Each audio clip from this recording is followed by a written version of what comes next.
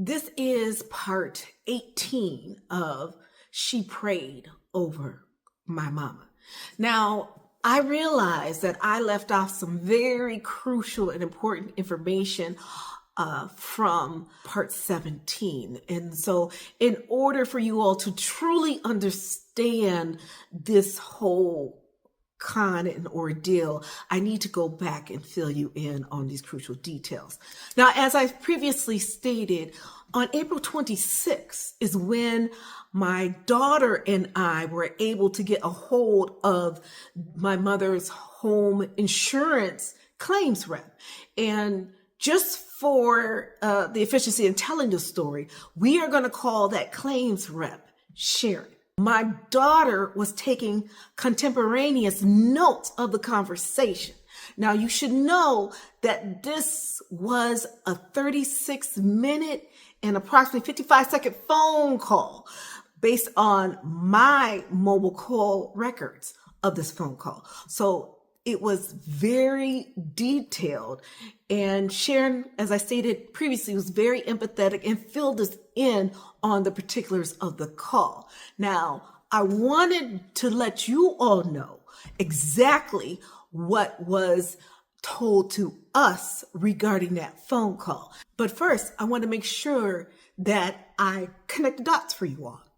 Now, as I was looking through my mother's phone and text messages, on January 22nd is a date that Sharon advised that this call took place, that the evangelist Kim had initiated this call. So I cross-referenced my mother's text messages. And on January 22nd, at approximately 11:11 a.m., my mother texted her home insurance policy information to the evangelist. And you can see that text there, the date and the time. Now, what Sharon told us is that the evangelist called in the claim at approximately between 4 and 5 p.m. Eastern Standard Time. Now, what Sharon advises is that the evangelist called in, she stated her name, her true name, full name, and stated that she was the daughter of Lucilia Banks, that she happened to be in her mother's home. She was walking around the home and saw several areas of water damage, and that she knew persons from her church that could repair or make the repairs in her mother's home. And I don't have to let you know who those persons were. Of course, they were the evangelist Kim's husband, Deacon Walter, the Holy Construction Crew, meaning Stephen and his construction company, the Reverend Lowe, who also works with Stephen and his construction company. So all of them in cahoots with one another.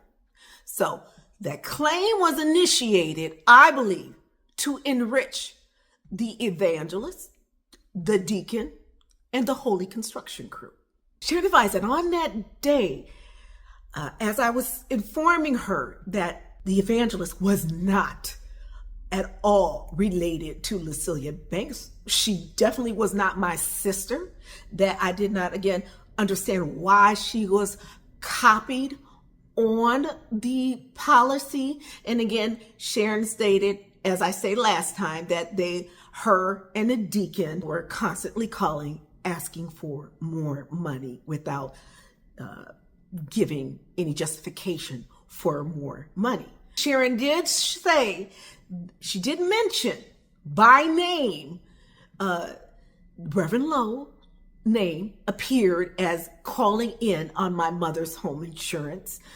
Also, Stephen, she had Stephen's name in the notes as calling in on my mother's home insurance policy. And I believe this was related to the deck and claim that was initiated, I believe, in July of 2023. And it's my understanding that from the conversation with Sharon that the persons that called in were saying that they weren't given enough money and they needed more money. And again, they failed to produce, the justification for more money by completing the work. My opinion is that this was part of the scheme. Get the money up front. Don't produce anything, even though Stephen had a legitimate company and could have very well have done that.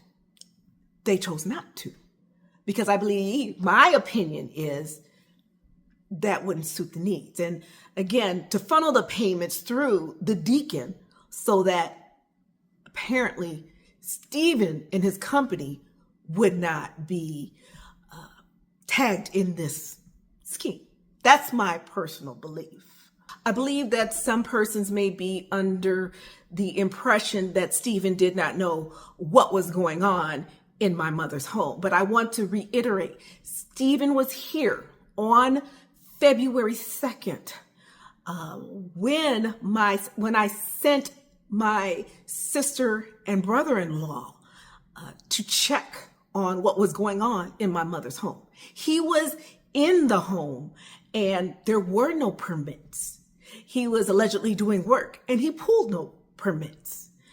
And so he was involved. This is not some poor Stephen. Stephen was also involved in the bathroom renovation that was never finished years before, along with the Deacon Walter. Now, this is the one where at the time I had given my mother $6,000 and they never completed it. Now, another thing that Sharon told us is that had the Holy Construction Crew, had they been legitimate and actually did the work and got the inspections, as Stephen should know as a licensed construction owner, that they would have been entitled to additional. I believe they said my mother would have gotten another check for like $6,500 for the deck that was never built. And then another, I believe around $5,500 for the interior and the roof. But again, that didn't seem to be a part of their plan. So I wanted to make sure that that was conveyed. Sharon was very empathetic. She says, I can't believe this is happening. I'm very sorry. People that do this are just the lowest of lows.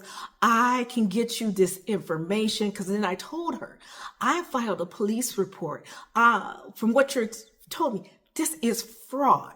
If she represented and called in this claim as my mother's daughter, that is insurance fraud at the very least. And I can give that to authorities because my mom didn't initiate that claim. The Evangelist did, based on the insurance representation.